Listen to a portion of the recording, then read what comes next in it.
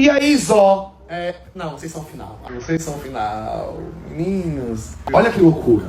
Quando a gente decidiu fazer o rancho de Natal, e vocês começaram a aparecer o tempo todo pra mim, de uma maneira assim que não parava. Sabe, mágica, né? Do nada, eu em casa e vinha, jump, jump, Pedrinho, jump, Nicolas, jump, chicken, voa, Nicolas. E eu disse, gente, o que é isso? Deixa eu mostrar pra vocês, antes de buscar os influenciadores, como ficou o rancho de vocês. Olha o nosso bar. Diga se você já viu o bar mais bonito que esse.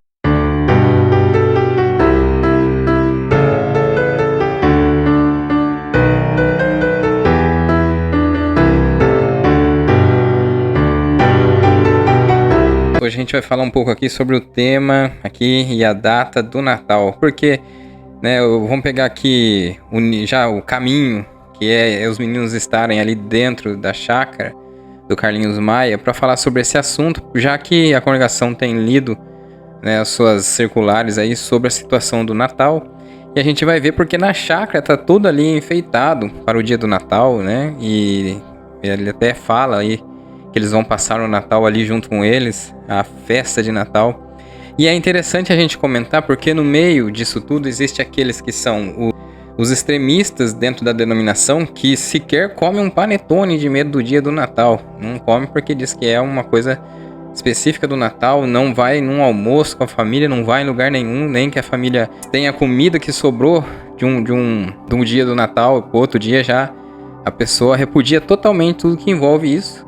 E tem aqueles que são, aí, principalmente alguns de outras denominações, ou alguns que saem da CCB, e começam a citar as situações de bravos, né? Porque a congregação, ela não comemora o Natal, onde já se viu isso, tem que comemorar sim.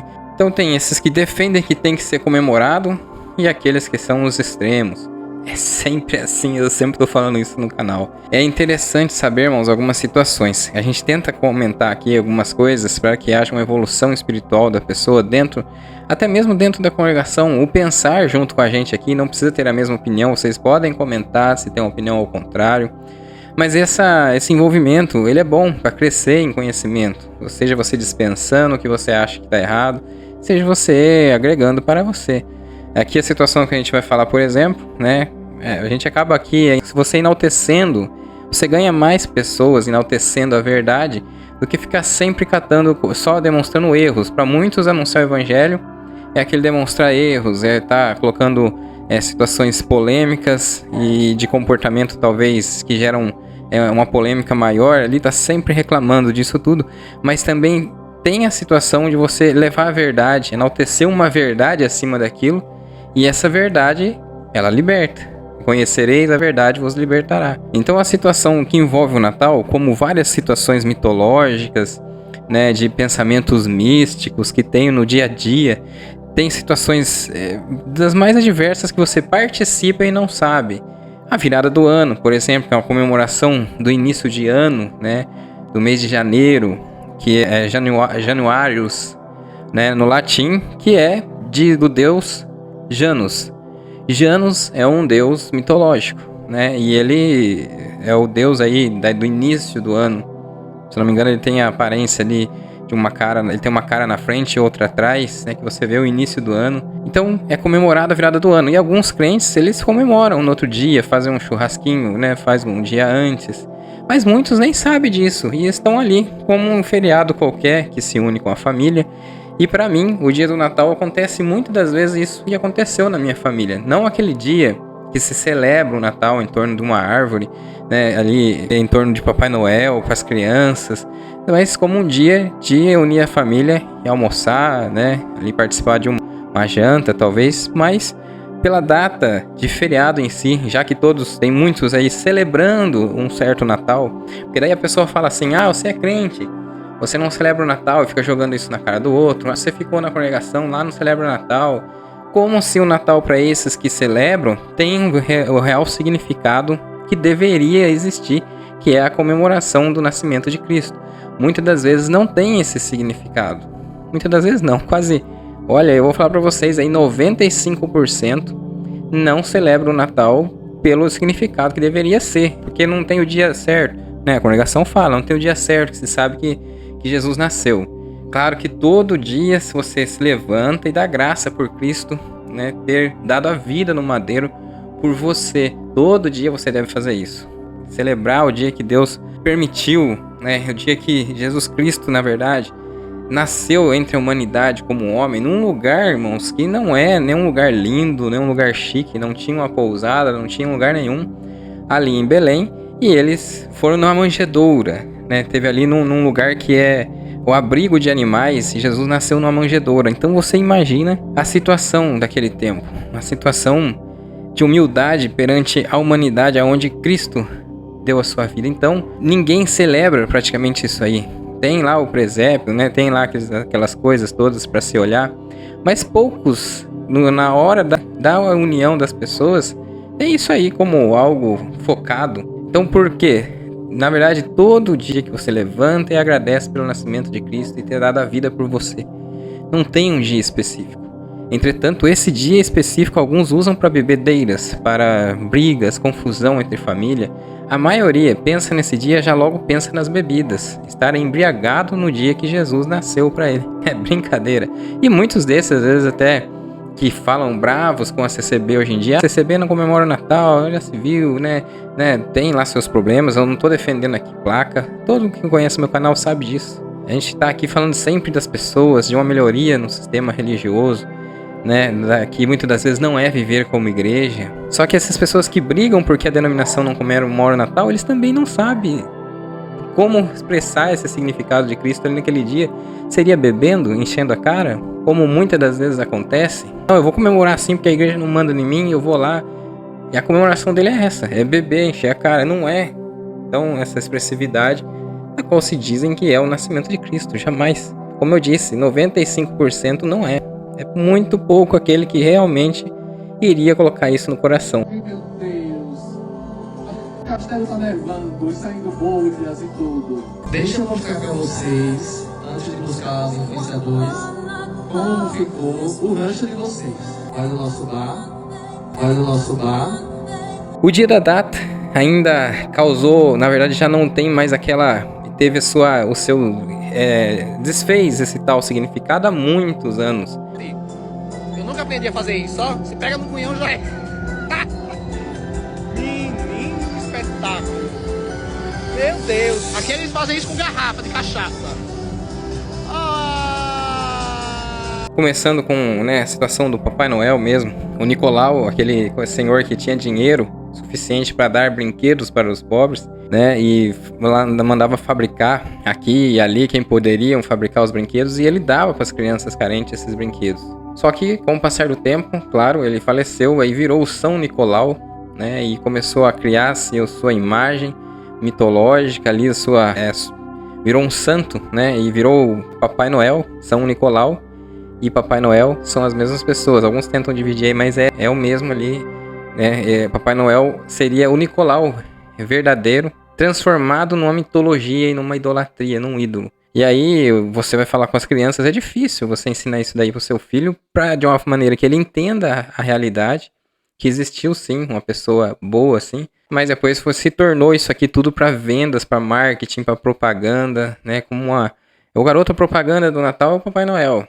E você não pode deixar seu filho extremista ao ponto de ficar ele vê uma criança tirando foto, você explica por que ele não tira foto. Ele vê uma criança tirando foto, ele fica chato na escola também, né? Não ter aquele comportamento, às vezes até agressivo, né? De extremista. Então esses extremos, eles nascem. Às vezes o filho de alguém pode até crescer, entendendo que Papai Noel, na verdade, é uma figura. Apenas uma figura, mas não existe, não tem esse poder. Até porque muitas crianças não têm a condição, os pais não têm condição de dar as coisas para a criança, tem que explicar que tem crianças que não tem nem o que ele tem, né? Então é muito difícil inserir toda essa situação, mas já visto que o Natal ainda tem as suas outras influências, né? A gente tem as influências, na verdade, aqui no dia a dia das crianças, que muitos nem sabem. Como eu falei, janeiro é um nome de um deus, depois vem os outros meses aí, fevereiro, março, são um nome de deuses da mitologia. Está no calendário e nós convivemos com isso.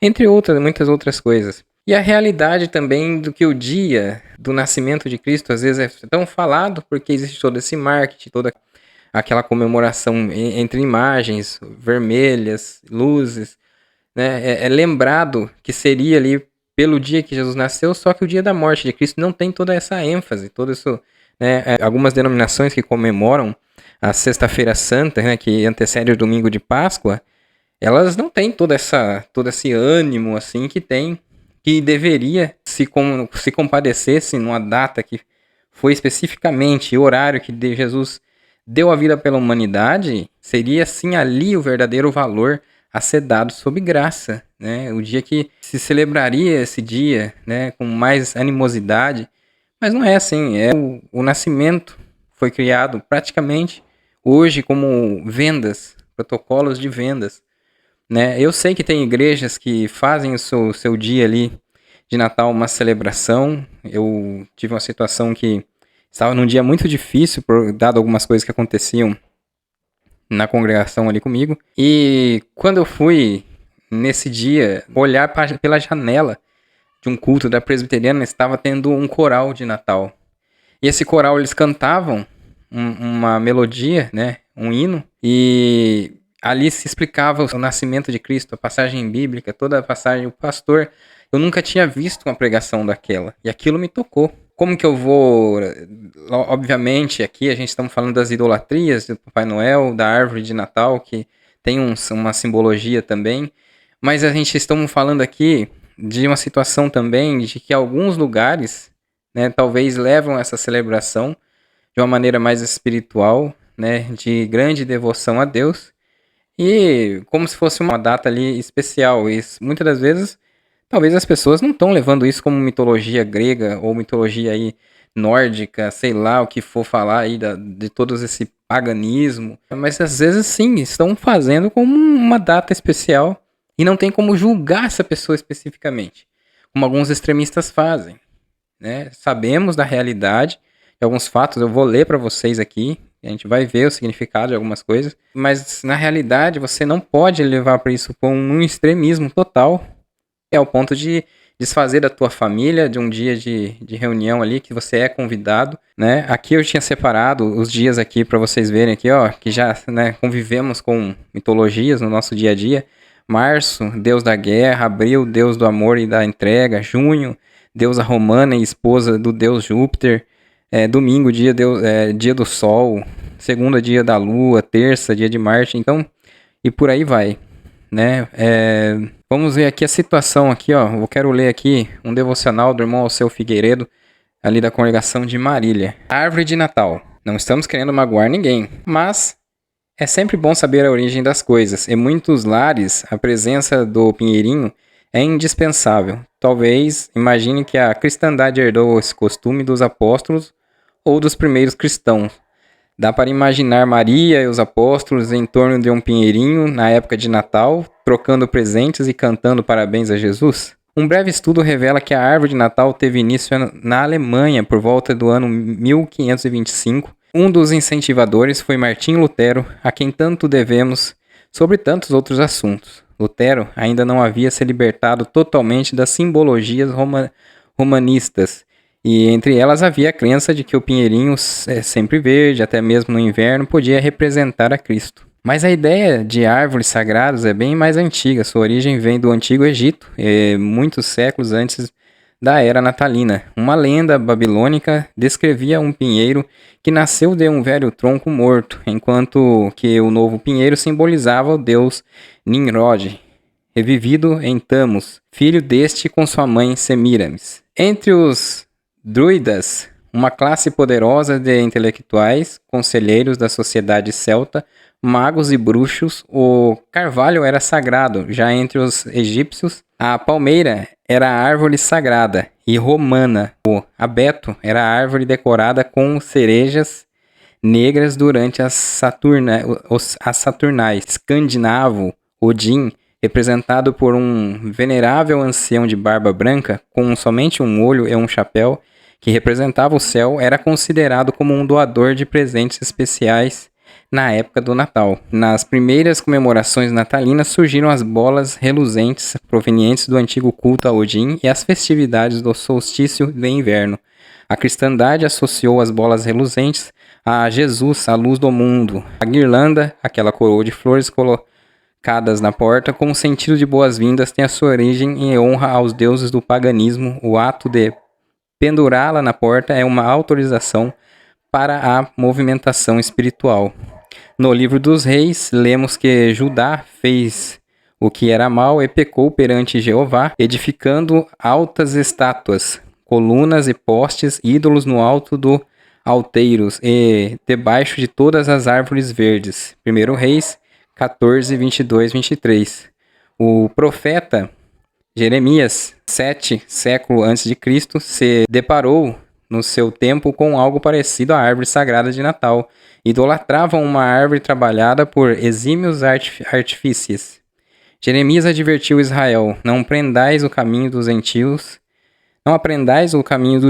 porque o costume dos gentios são vaidade, pois cortam do bosque um madeiro e enfeitam com prata e ouro, mas são ídolos que não podem andar e necessitam de quem os carregue. Jeremias 10, 2, 5.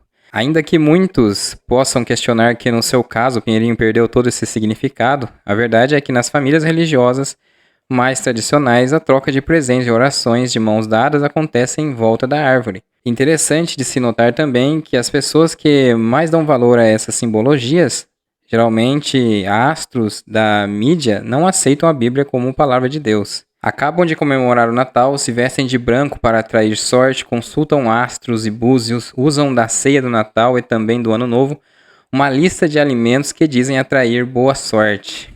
Em meio a toda essa babel religiosa, nós, leitores e praticantes da Bíblia, nos lembramos da gloriosa mensagem angelical quando Jesus nasceu. Glória a Deus nas alturas, Deus está de boa vontade para com os homens. Lucas 2,14. Chegai-vos para Deus e ele se chegará para vós. Tiago 4,8. E depois a gente pode ler aqui também, irmãos, a situação aqui, o presépio também é uma situação que muitos, até da própria igreja cristã, eles têm algo assim a olhar e tá venerando aquilo ali, né? Muitas pessoas mal informadas ou de boa fé acreditam piamente que ficar ao lado de um pinheiro todo enfeitado, com velas acesas, cantando uma canção natalina, é estar comemorando o aniversário daquele que é eterno, Jesus. Cantam, anoiteceu o sino, gemeu e a noite ficou feliz ao cantar, Papai Noel chegou, eu pensei que todo mundo fosse filho de Papai Noel. Mas o que tem a ver o Papai Noel com o nascimento de Jesus? O Papai Noel é a maior farsa em toda a história do Natal. Todo cristão sincero deveria ter verdadeira aversão pela figura ridícula desse personagem que tem se tornado a principal atração na suposta comemoração do nascimento de Jesus. Papai Noel é São Nicolau, um bispo católico chamado Nicolau, que foi sorrateiramente introduzido na suposta festa cristã do Menino Deus. Não é por acaso que os protestantes fundamentalistas consideram Roma como sendo a Grande Babilônia, citado no Apocalipse 18, 1, 5. Nos presépios aparecem as figuras de José e Maria num estábulo, sendo o menino deitado num berço de palha, cercado de animais, e 3 magos presenteando-o. Com toda a certeza, não tiraram da Bíblia essa figura. Quando os magos visitaram o menino Jesus, ele não estavam mais em uma manjedoura, mas residindo em uma casa. Mateus 2, 11.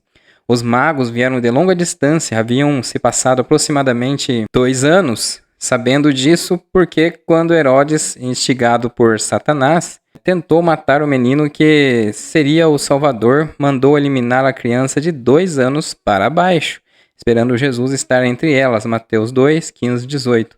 O casal com seu bebê ficou somente aquela noite na manjedoura, pois as hospedarias estavam lotadas por causa de um recenseamento também para que se cumprisse a escritura. A Bíblia também não diz que eram 3 os magos, nem que eram reis. Supõe-se pelos presentes de alto valor, incenso, ouro e mirra, que fossem 3 e reis, mas a Bíblia diz somente que eram magos vindo do Oriente. Mateus 2, 1. Quando os puritanos ingleses chegaram na América do Norte no século XVII, fugindo da perseguição religiosa dos anglicanos, religião oficial do Reino Unido, que se separou de Roma, mas trouxe Roma consigo. fundaram as colônias inglesas, eles fizeram tremenda resistência às festividades natalinas e levantaram sua voz em protesto com relação aos objetos utilizados no Natal. Estavam fugindo da perseguição religiosa na Inglaterra e estavam aplicando em suas vidas somente o que procedesse das Escrituras, inspiradas como a fé firmada só em Jesus. Os puritanos estavam convictos de que a origem das festas natalinas não procediam nem se harmonizavam com a palavra de Deus.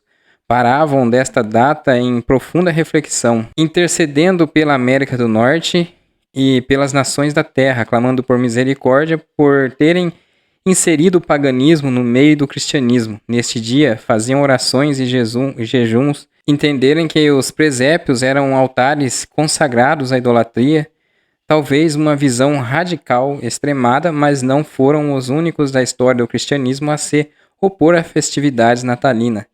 Foram os imigrantes holandeses impregnados por símbolos e tradições copiados do paganismo que, chegando à América do Norte, trabalharam até resgatar o espírito natalino, fazendo da América do Norte uma das nações mais inclinadas às tão famosas festas natalinas, regadas a muita bebida, comilança e farra.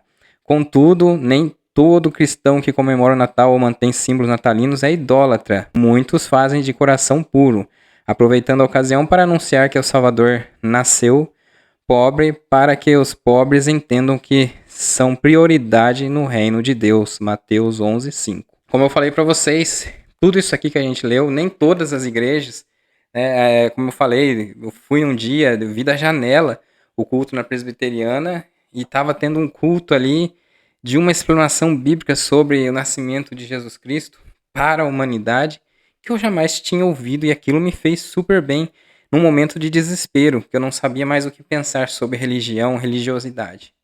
Então aqui a gente sempre fala os pontos que a gente tem de opinião, pontos de igrejas reformadas, que para mim, eu tenho ali minha aversão a certa situação do calvinismo em 2 pontos, mas o resto eu não posso negar que são pessoas ali dentro dessas denominações que às vezes nem fala-se muito em Calvino, mas são pessoas atentas às escrituras e que existe muitos cristãos verdadeiros ali dentro de conhecimento e que consegue transmitir isso ao próximo, pastores, membros.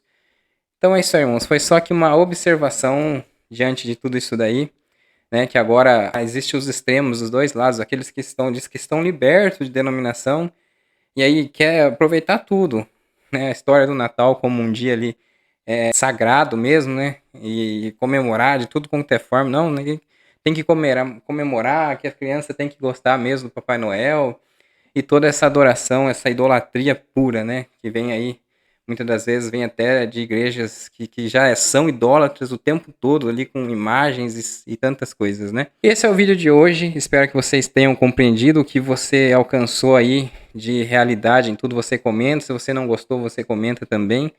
Paz e graça verdadeira no coração de todos e até o próximo vídeo.